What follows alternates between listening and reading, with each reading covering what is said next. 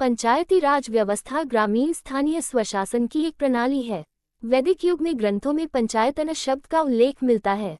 क्रमवेद में सभा, समिति तथा विदत का उल्लेख मिलता है। रामायण के अध्ययन से यह ज्ञात होता है कि प्रशासन 2 भागों पुर और जनपद में विभाजित था। महाभारत के अनुसार ग्राम एक ग्राम का मुख्य अधिकारी होता था और 10-10 ग्रामों का प्रमुख होता था। गुप्त काल में जिला अधिकारी को विषयपति और ग्राम के प्रधान को ग्रामपति कहा जाता था। मध्यकाल में ग्राम के प्रशासन के लिए मुकद्दम, राजस्व संग्रह के लिए पटवारी पचों की सहायता से विवादों के निपटान के लिए चौधरी महत्वपूर्ण अधिकारी होते थे। इतिहास के विभिन्न अवसरों पर केंद्र में राजनीतिक उथल-पुथल के बावजूद सत्ता परिवर्तनों से निष्प्रभावित रहकर भी ग्रामीण स्तर पर यह स्वायत्तशासी इकाइयां पंचायतें आदिकाल से निरंतर किसी न किसी रूप में कार्यरत रही हैं। ब्रिटिश काल की पंचायत व्यवस्था। गांवों के विकास की ओर सर्वप्रथम ध्यान 1863 में शाही स्वच्छता आयोग की रिपोर्ट के बाद दिया गया। इस रिपोर्ट में भारतीय गांवों की साफ सफाई सबदी दुर्दशा के बारे में बताया गया था और कहा गया कि गांव की स्वच्छता की ओर ध्यान देना आवश्यक है। इसके बाद विभिन्न राज्यों में ग्रामीण स्वच्छता अधिनियम पारित किए गए। 14 दिसंबर 1870 को लॉर्ड मेयो ने सत्ता के विकेंद्रीकरण और स्वायत्त सत्ताशासी संस्थाओं के गठन के लिए काउंसिल में प्रस्ताव पारित करवाया। ये ग्रामीण क्षेत्रों में स्वायत्त शासन स्थापित करने का पहला प्रयास था। वर्ष 1907 में चार्ल्स हाबरहाउस की अध्यक्षता में रॉयल कमीशन की नियुक्ति की गई, जिसकी रिपोर्ट वर्ष 1909 में प्रकाशित हुई।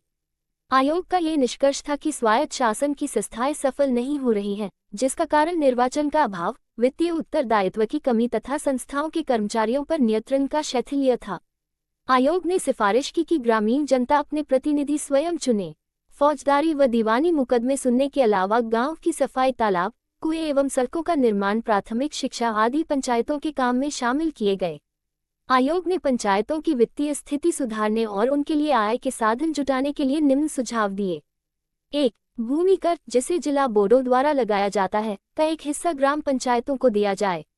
2. जिला बोर्ड तथा जिलाधीश द्वारा स्थानीय सुधार के लिए विशेष अनुदान दिया जाए। 3. तालाबों व चाचार आदि से प्राप्त आय पंचायतों का मिले।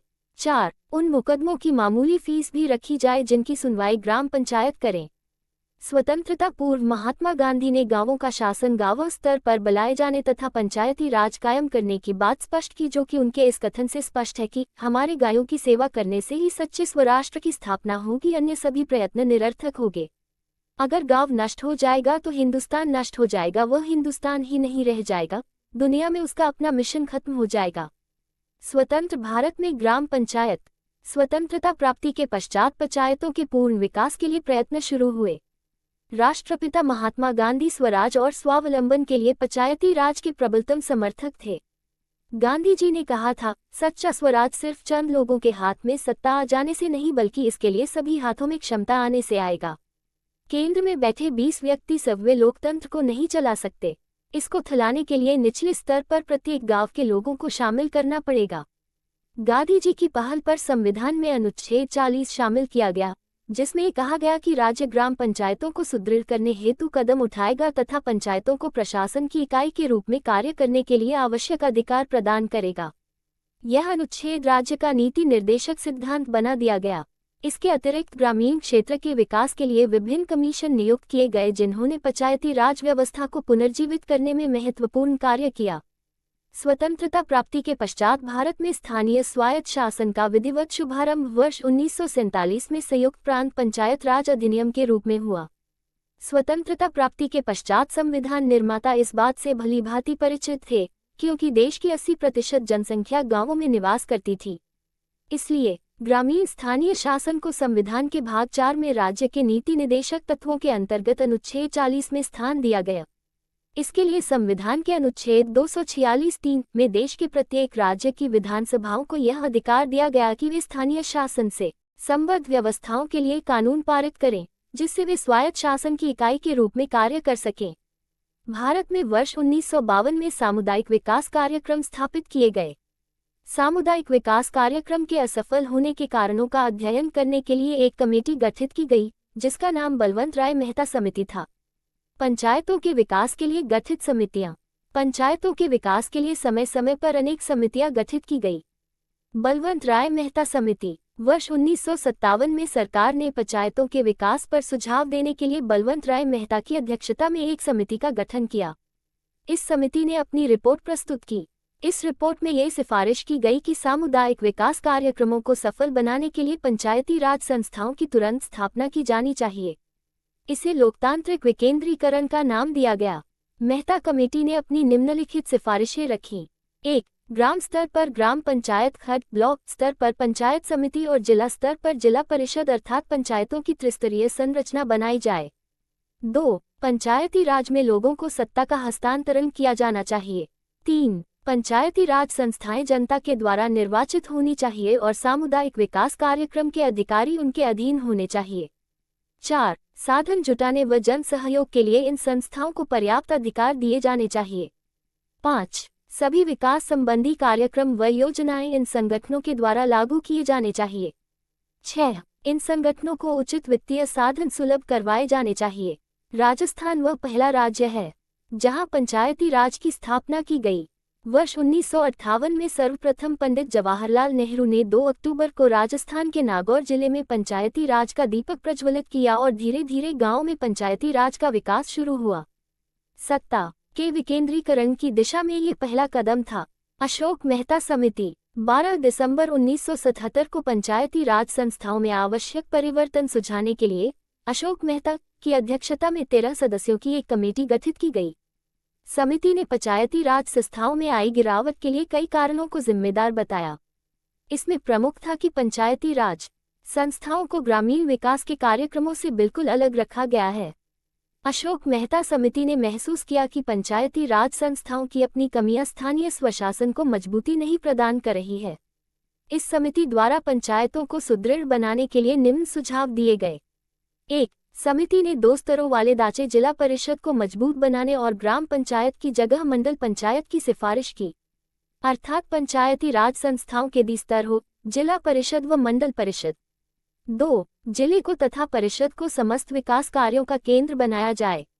जिला परिषद ही आर्थिक नियोजन करे और जिले में विकास कार्यों में सामंजस्य स्थापित करे और मंडल पंचायतों को निर्देशन दे।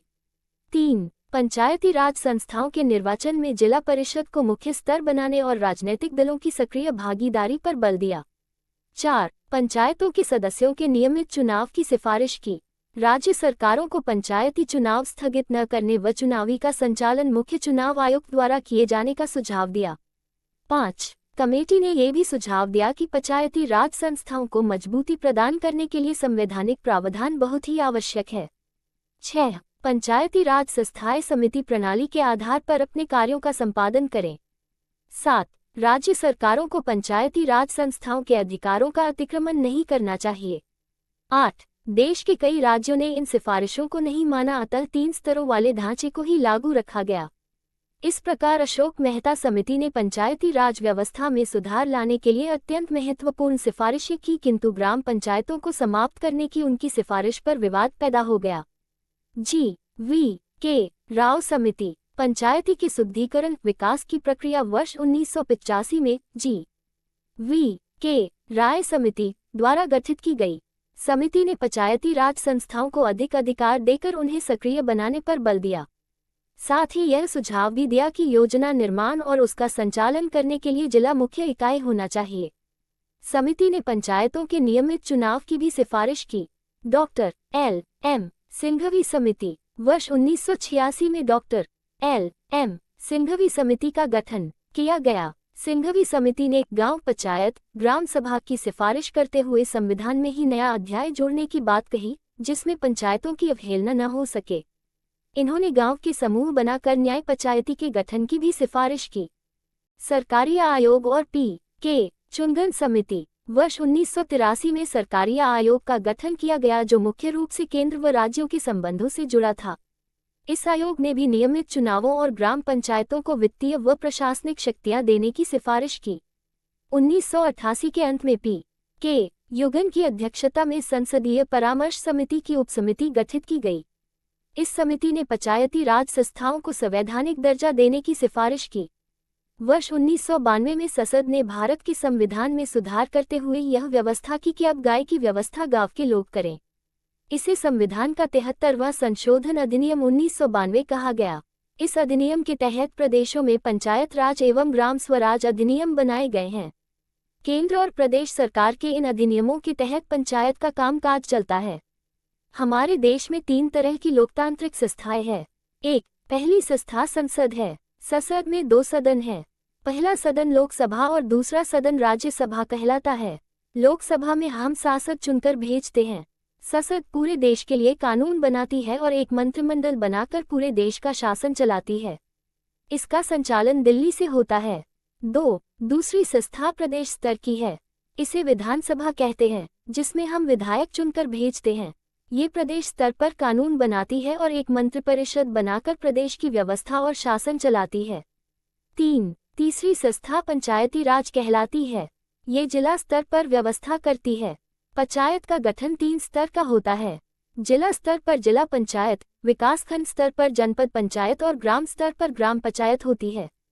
73वां संविधान संशोधन अधिनियम। 73वां संविधान संशोधन अधिनियम अर्थात नया पंचायती राज अधिनियम प्रत्यक्ष प्रजातंत्र को जनता तक पहुंचाने का एक उपकरण है। 73 संविधान संशोधन अधिनियम में निम्न बातों को शामिल किया गया है।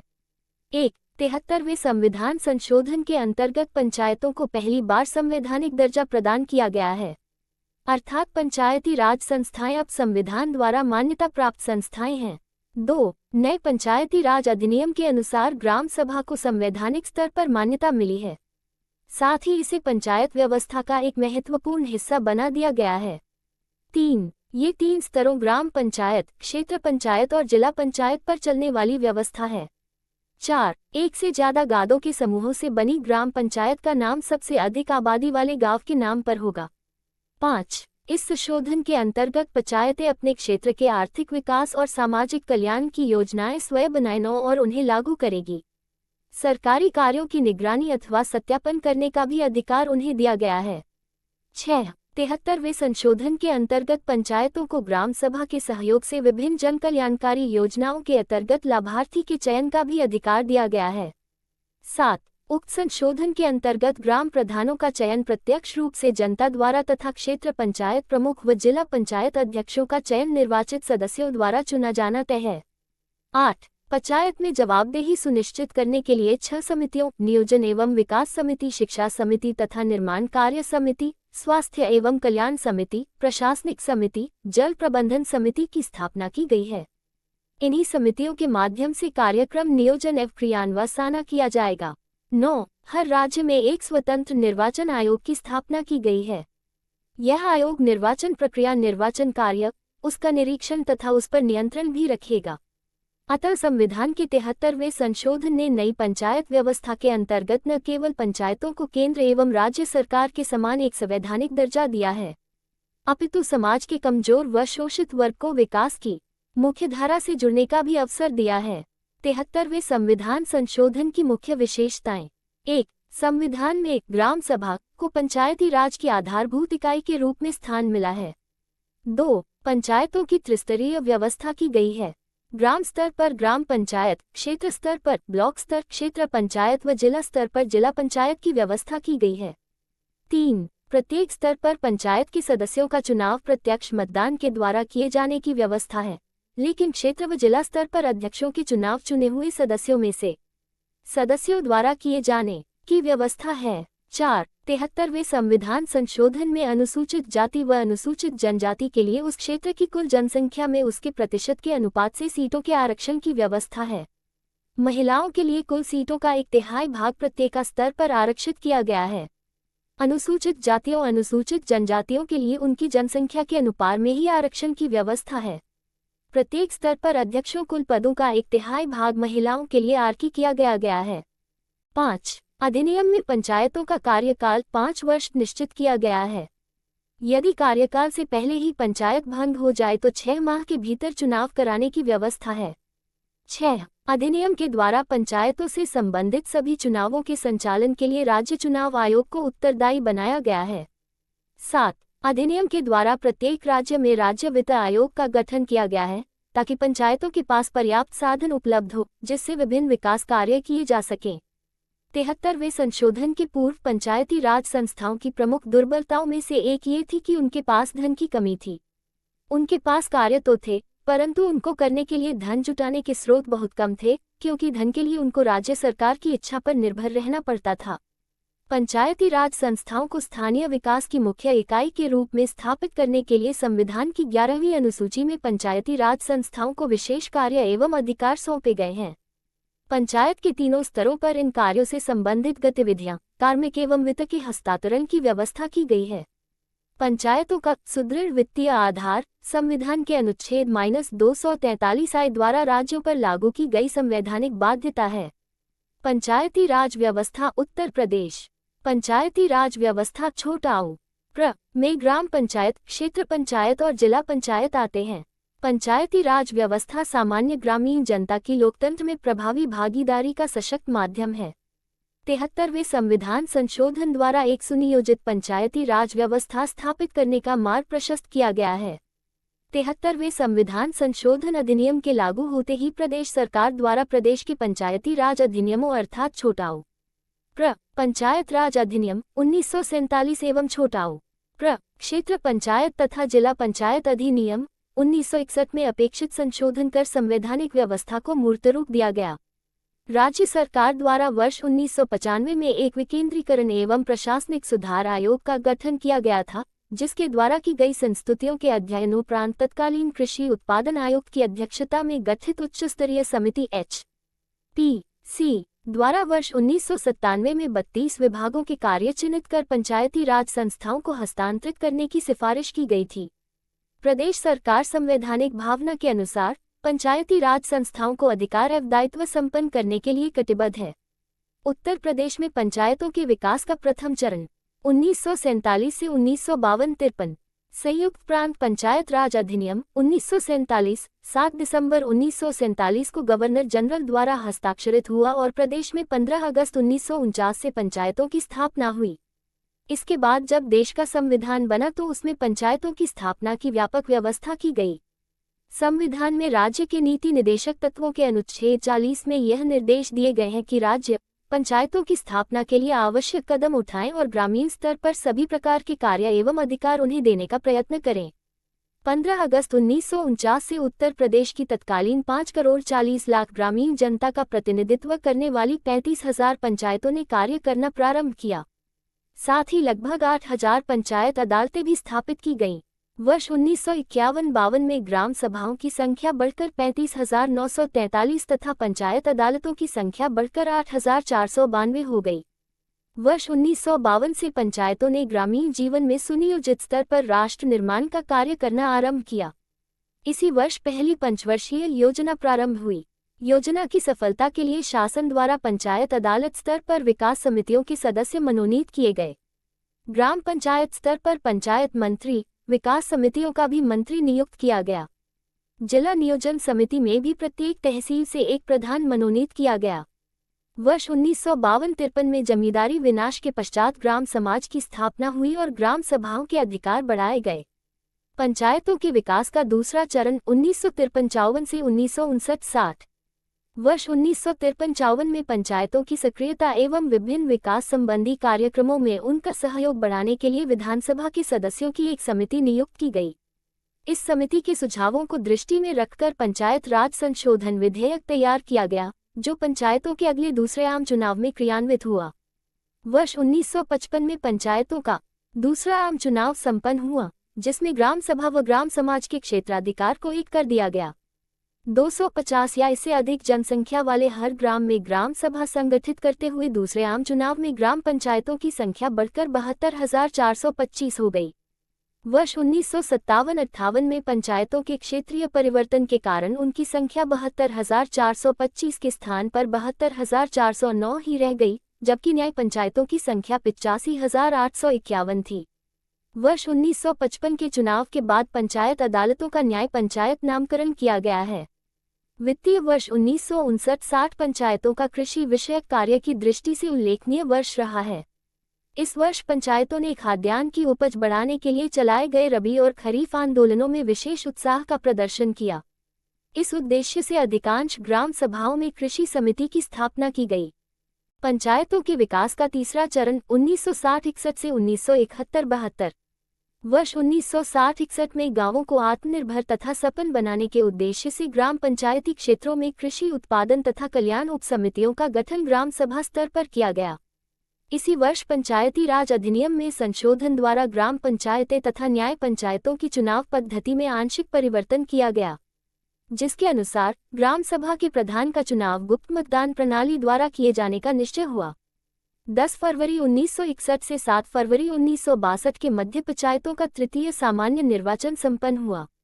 श्री बलवंत राय मेहता समिति की सिफारिशों के आधार पर भारत सरकार के निर्देशानुसार सत्ता के विकेंद्रीकरण के सिद्धांतों के अनुरूप उत्तर प्रदेश क्षेत्र समिति एवं जिला परिषद अधिनियम 1961 क्रियान्वित किया गया।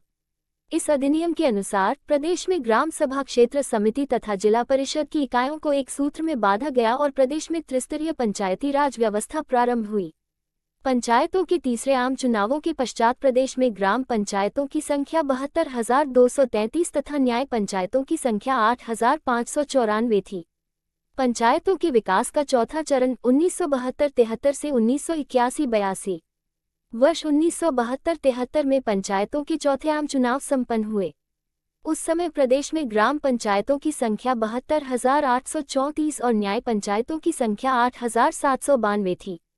30 अक्टूबर 1971 को विभाग के ग्राम स्तरीय कार्यकर्ता पंचायत सेवकों के शासकीय कर्मचारी हो जाने के उपरांत ग्राम पंचायतों की गतिविधियों में अपेक्षित सुधार हुआ और तदुपरांत बड़ी द्रुत गति से ग्राम पंचायतों अर्थात ग्रामोपयोगी सत्ता की जड़ें गहरी जमने लगी।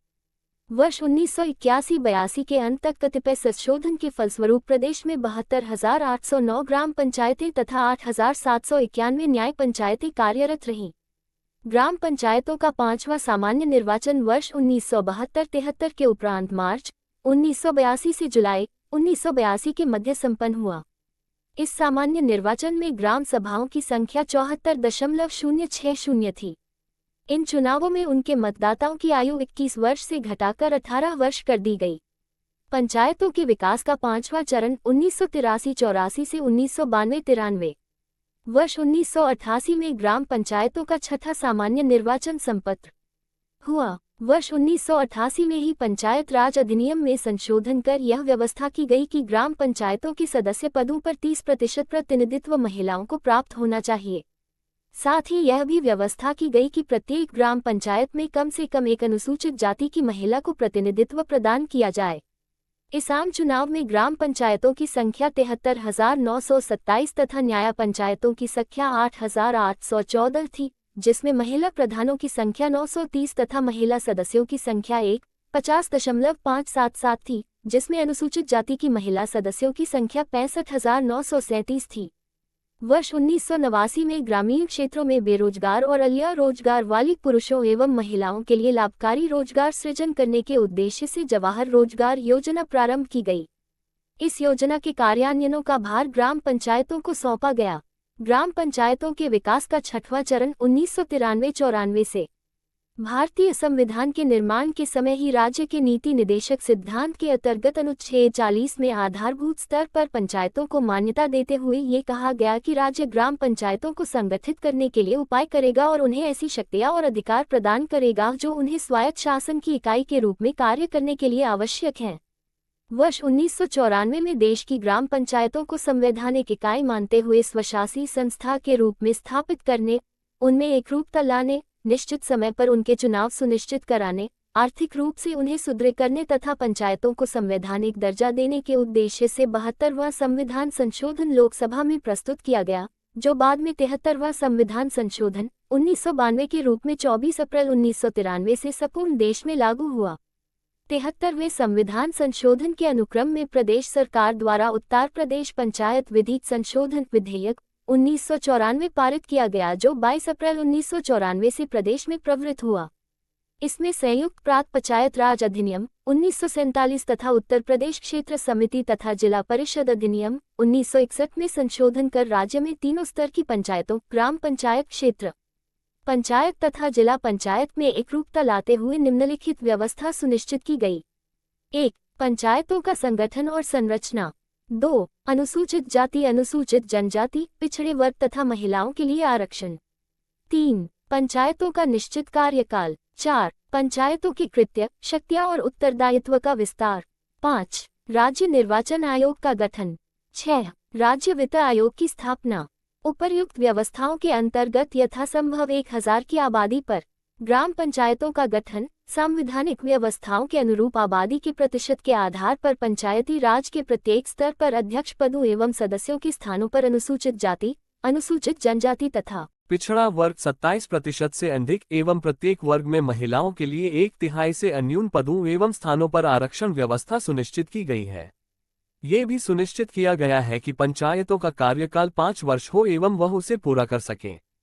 संविधान एवं राज्य के पंचायती राज अधिनियमों में किए गए प्रावधानों के अनुसार प्रदेश में अधिसूचना 23 अप्रैल 1994 के द्वारा राज्य निर्वाचन आयोग की स्थापना की गई है और वर्ष 1994 से राज्य निर्वाचन आयोग की देखरेख में 73वें संविधान संशोधन के अनुरूप त्रिस्तरीय पंचायतों के सामान्य निर्वाचन संपन्न कराए जाते हैं। पंचायती राज विभाग द्वारा वर्तमान में निम्नलिखित प्रमुख कार्यक्रमों को क्रियान्वित किया जा रहा है। 1. ग्रामीण स्वच्छता कार्यक्रम निर्मल भारत अभियान। 2. पंचायती राज पदाधिकारियों एवं कर्मियों का प्रशिक्षण कार्यक्रम। 3. राज्य वित्त आयोग एवं 13वें वित्त आयोग की संस्तुतियों के आधार पर ग्रामीण स्थानीय निकायों को अनुदान।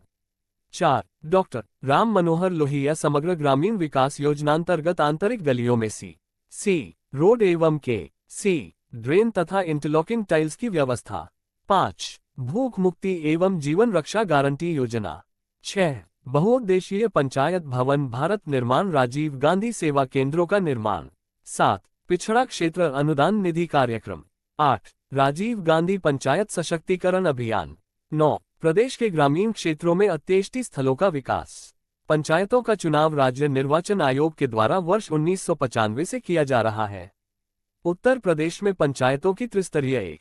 जिला पंचायत, 2. क्षेत्र पंचायत एवं 3. ग्राम पंचायत व्यवस्था लागू है। ग्राम पंचायत स्तर पर सबसे अधिक प्रभावी संस्था ग्राम सभा है, जिसमें सभी योजनाएं एवं बजट रखकर अनुमोदित कराया जाता है। इसी प्रकार क्षेत्र पंचायत तथा जिला पंचायत की बैठकों में भी उनसे संबंधित योजनाओं एवं बजट को अनुमोदित कराया जाता है। वर्तमान में उत्तर प्रदेश सरकार की आधिकारिक वेबसाइट के अनुसार उत्तर प्रदेश में 57,705 ग्राम पंचायत, 826 क्षेत्र पंचायत, 8,135 न्याय पंचायत तथा 75 जिला पंचायत हैं। जबकि उत्तर प्रदेश के पंचायती राज विभाग की वेबसाइट पर कुल ग्राम पंचायतों की संख्या 58,754 दी गई है।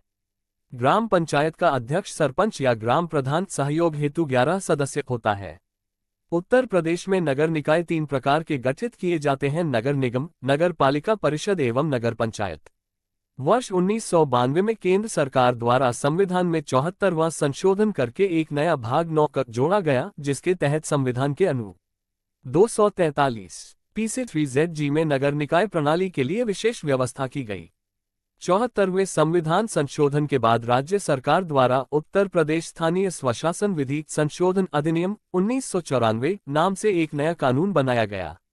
नगर निगम में एक मेयर, एक उपमेयर व 3 प्रकार के सभासद होते हैं। मेयर का निर्वाचन प्रत्यक्ष रूप से वयस्क जनता द्वारा किया जाता है। ये 5 वर्ष के लिए चुना जाता है तथा पदधारण तिथि से 2 वर्ष तक उसके खिलाफ अविश्वास प्रस्ताव नहीं लाया जा सकता है। यदि 2 वर्ष बाद अविश्वास प्रस्ताव लाया जाता है और वह पारित नहीं होता है, तो फिर उस तिथि से पुनः 2 वर्ष तक अविश्वास प्रस्ताव नहीं लाया जा सकता। सभासदों में 3 प्रकार के सभासद होते हैं: निर्वाचित, मनोनीत तथा पदेन। पदेन सदस्यों के अंतर्गत नगर क्षेत्र वाले लोकसभा एवं राज्यसभा सदस्य तथा विधानसभा एवं विधान परिषद सदस्य आते हैं। निगम में निर्वाचित होने वाले सदस्यों की संख्या 60 से कम तथा 110 से अधिक नहीं हो सकती है। उत्तर प्रदेश में नगरीय स्वायत्त शासन वर्ष 1916 में शुरू किया गया।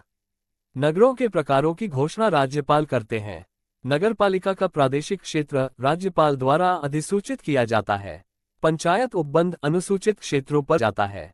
पंचायत उपबंध अनुसूचित क्षेत्रों पर विस्तार अधिनियम 1996 या पैसा अधिनियम 1996। आदिवासी इलाकों पर देश के सामान्य कानूनों के लागू हो जाने से आदिवासियों के समाज और उनकी परंपरा संरक्षण के लिए कोई स्थान नहीं बचा था।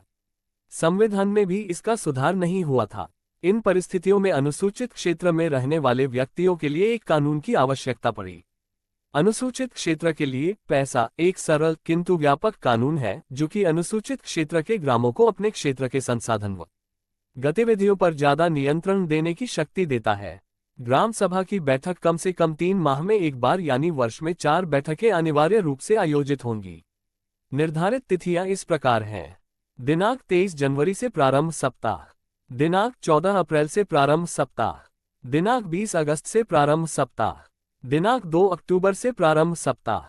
पैसा कानून में यह माना गया है कि ग्राम सभा के रूप में स्वयंभू गांव समाज अपनी पूरी व्यवस्था स्वयं करने के लिए सक्षम है। इस बात को संविधान में दर्ज किया गया है।